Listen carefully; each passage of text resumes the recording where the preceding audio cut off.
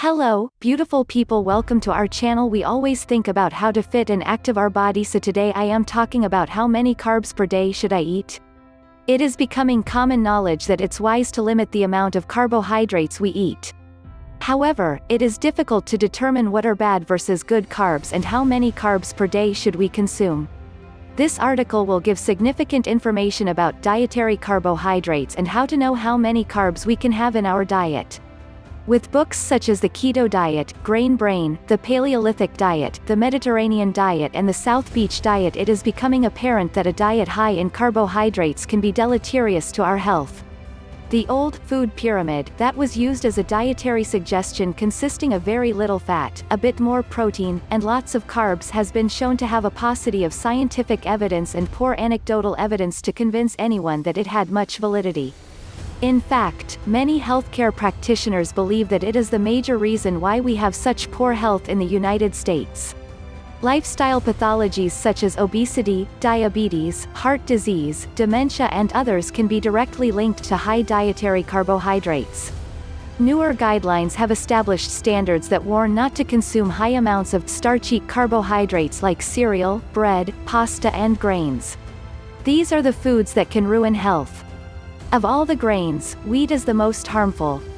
It contains high amounts of a protein called gluten. For many of us, gluten is an allergen that is categorized as causing food sensitivities.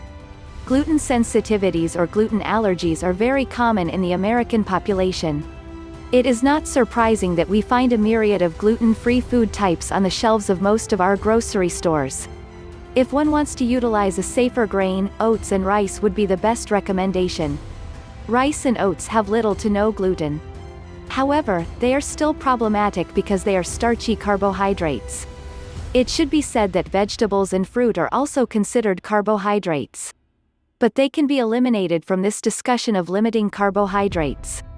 Fruit and veggies are a completely different type of carbohydrate than grain carbohydrates. Even so, it would be best to consume a limited amount of fruit, as some contain high amounts of carbohydrate called fructose. It is suggested that a person eat 3 portions of vegetables for every 1 portion of fruit consumed. How many starchy carbs should one consume a day? Many experts suggest approximately 100 to 200 grams per day. This amount is certainly reasonable, attainable and provides enough appetite satisfaction to work for most people. What sometimes is difficult is to be able to measure or count the grams of carbohydrates in various foods. However, food labels on the packaging of our foodstuffs provides the knowledge required to determine how much we should consume. There are 2 features on a food label to look for. The first is the serving size. The second is the total carbohydrates. As an example, let's say you wanted to eat a food bar. Assume that the label said a food bar was 1 serving and the total carbohydrate listing was 20 grams. You would know that by eating 1 food bar of this type, 20 grams of starchy carbohydrates would have been consumed. Another example might entail eating oatmeal. Let's say the food label notes that 1 serving is 1/2 cup and that 1 serving yields 100 grams of total carbohydrates. We would now know exactly the amount of carbs eaten. If one were to reduce the serving size to 1/4 cup, 50 grams of total carbohydrates would be ingested. By using food labels, it is very easy to determine the amount of carbohydrates per day a person takes in. If a food label is not available, it is very easy to go onto the internet and to simply provide the browser the information of the type of carbohydrate, the serving size and asking for the amount of total carbs numerated. By using this method, it is quite simple and easy to determine the amount of carbohydrates we consume per day. Again, 100 to 200 grams per day of starchy carbohydrates is a good goal to shoot for. Many of us who initially utilized this approach found that within a year we reached a desirable weight, eliminated chronic pains, had increased energy and better sleep. This diet does not have to be excessively stringent.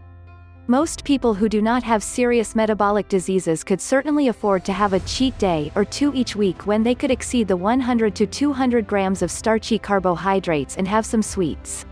Limiting the amount of starchy carbs, consuming reasonable amounts of protein and healthy fats and supplying our diets with plenty of organic vegetables will allow most people to obtain healthful diet. Many healthcare practitioners, dietitians and nutritionists believe that this type of diet would allow the majority of the American population to reduce lifestyle health pathologies to a point of essential national insignificance.